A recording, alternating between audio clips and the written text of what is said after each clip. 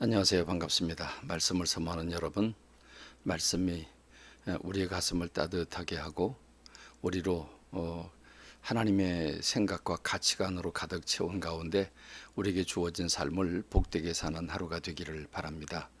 이 주간이 주님과 더불어 살아가는 주간이 되고 성령님이 인도를 받는 주간이 되기를 바랍니다.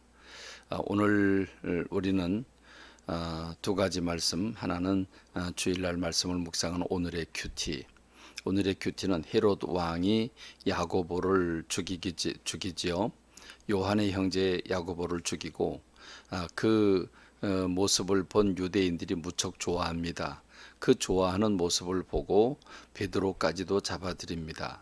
그래서 감옥에 가두고 그를 6월절이 끝나고 나면 그를 죽이기로 이미 작정을 한 상태에 놓여 있는 모습을 볼 수 있는데, 여기서 지금까지는 유대인들이 그들의 구약의 하나님, 종교적인 신념을 가지고 교회를 핍박했다고 한다면, 이제는 정치적인 이유로 헤롯이라고 하는 사람이 유대인들에게 호의를 사기 위해서 교회를 핍박하고 있습니다. 그러나 이것은 큰 착각이죠. 교회의 주인은 하나님이시고 하나님께서 교회를 지키십니다.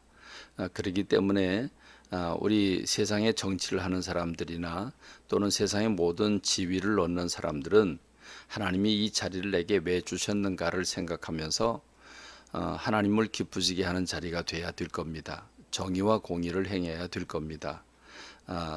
그러나 세상의 정치는 사람을 기쁘게 한다고 하는 공통점이 있습니다. 하나님께 영광 돌려드리기보다는 사람을 기쁘게 하려고 하는, 그래서 투표권자, 곧 점수를 얻어서 정치 권력을 유지하는 데만 혈안이 되어 있는 그런 모습을 우리가 보지 않습니까? 헤롯도 동일한 마음입니다. 우리가 이걸 보고 무엇을 깨달아야 되는지 찾는 시간이 되기를 바랍니다. 오늘 우리는 성경 통독 에스겔서 17장부터 19장을 읽습니다. 그런데 아마 여러분이 지금까지 성경을 읽다가 읽는 과정에서 가장 힘들고 가장 어려운 부분을 맞닥뜨리게 될 것입니다. 에스겔은 이 부분을 뭐라고 말하냐면 수수께끼라 이렇게 얘기를 합니다. 수수께끼는 풀어야 되는 거죠. 그렇습니다. 20고개라고 하는 얘기도 있죠. 한 고개 넘고 또 한 고개 넘고 20가지를 풀어야 되는 거지요. 수수께끼는 풀어야 맛을 납니다. 그렇습니다. 하나님이 왜 수수께끼로 또는 비유로 말씀해 주실까요? 하나님은 예레미야나 에스겔 또는 이사야 많은 선지자를 보내서 저들에게 말씀을 전해줬으나 그 말씀을 깨닫지 못합니다. 그러자 하나님은 비유를 통해서 수수께끼를 통해서라도 깨우쳐 주시려고 마음을 잡수신 겁니다. 특별히 이 부분의 이 수수께끼의 그 주된 내용이 동물들이 나오지요. 17장에는 이스라엘의 멸망 직전의 상황을 독수리, 두 마리의 독수리를 통해서 보여주고 있는데, 한 마리의 독수리는 이집트를 가리키고 또 한 마리의 독수리는 바벨론을 가리킵니다. 그런데 하나님은 이스라엘 백성들을 바벨론에 보내서 징계를 받게 하고, 그래서 그들로 회개하고 돌이키게 하기 위해서 바벨론이라고 하는 나라를 쓰시는데, 지금 이스라엘은 이집트라고 하는 나라를 자꾸 의지하려고 그럽니다. 그래서 바벨론을 배반하고 바벨론을 통해서 매를 맞으려고 하는 게 아니라 이집트를 통해서 해방을 얻으려고 자꾸 노력을 합니다. 그래서 첫 번째 나오는 독수리는 바벨론을 가리키고 그 바벨론의 왕 느부갓네살을 가리킵니다.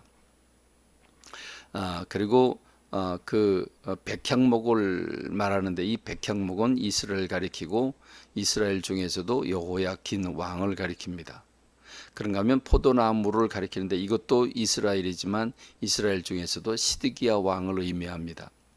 그러니까 결국 이들이 이 독수리가 옮겨 놓았으면 그대로 순종하고 살아야 되는데 반항을 하고 대적을 하고 두 번째 독수리 곧 이집트를 의지합니다. 그래서 망하게 되는 거지요. 18장에는 아버지가 신포도를 먹었다고 아들의 이가 시겠느냐? 그럴 수는 없다. 그런 속담 더 이상 이루어지지 않는다. 그렇습니다. 어떤 의인이 있었는데 그 의인이 평생토록 의롭게 살았습니다. 그런데 그 아들이 악을 행합니다. 그러면 아버지가 의롭게 산 것이 아들이 악을 행하는 것과 관계가 없다는 겁니다. 무관하게 죽음을 당한다는 것입니다. 악인인 아버지가 있습니다. 근데 그 아들은 그 아버지를 보고 깨닫고 선하게 삽니다. 의롭게 삽니다. 그러면 그는 산다는 것입니다. 그러니까 무슨 말입니까? 그게 아버지든 아들이든 관계없이 죄송합니다. 모든 사람들은 자기의 죄로 말미암아 자기의 죄값을 받게 된다는 것입니다. 그러나 아무리 악하다고 할지라도 내가 악하게 살았다 할지라도 또 매를 맞기 직전이라고 할지라도 깨닫고 돌아오고 회개하면 하나님은 반드시 용서하고 은혜를 베풀어 주시겠다고 말씀하십니다. 하나님은 이스라엘 백성들이 너희들이 나보고 불공평하다, 공평하지 않다고 불평하고 있는가? 그러나 돌이켜봐라.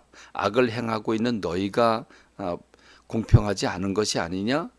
너희는 악을 행하고서 악을 행하는 너희들을 심판하는 나를 보고 공평하지 않다고 말하면 되겠느냐? 아니다. 주님은 말씀하고 계시죠. 하나님은 각 사람이 행한 대로 심판하시겠다고 말씀을 하십니다. 그렇습니다. 너희는 이 말씀 참 두렵고 떨린 말씀을 주고 있죠. 너희는 너희가 범한 모든 죄악을 버리고 마음과 영을 새롭게 해라. 그리고 이스라엘 족속아 어찌하여 죽고자 하느냐 그렇습니다. 이 8장 31절의 말씀이 너무 두렵고 떨리지요. 어찌하여 죽고자 하느냐 그럽니다. 여러분 살 길을 선택해야 될까요? 죽는 길을 선택해야 될까요? 안 봐도 뻔하지요. 살 길을 택해야 되지요.